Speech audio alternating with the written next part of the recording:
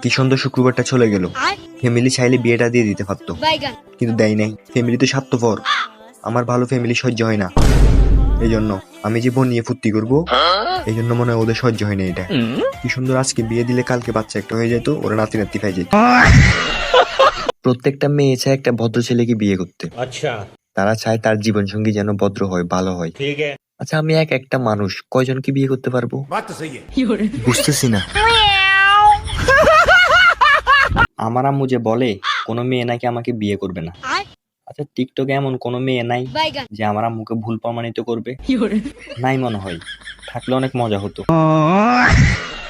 একবার যদি কোনোভাবে আমার বিয়েটা হয়ে যায়, তাহলে বউকে টাচ ফোন দিব না, আমিও টাচ ফোন ব্যবহার করব না, শুধু একজন আরেকজনকে টাচ করব। এভাবেই চলতে থাকবে, অনেক মজা হবে।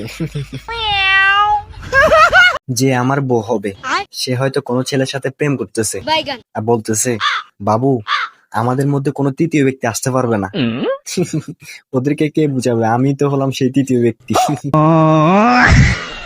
আচ্ছা, ছেলেদের কি আছে মেয়েরা জানে, আর মেয়েদের কি আছে ছেলেরা জানে, তাহলে কাপড় পরার কি দরকার? বিয়ের পর আমি আমার বউকে এতটাই ভালোবাসবো যে এটা দেখে আমার বাচ্চাও বলবে, তোমরা যদি নিজেরা নিজেরাই ভালোবাসো তাহলে আমাকে আনছো কেন?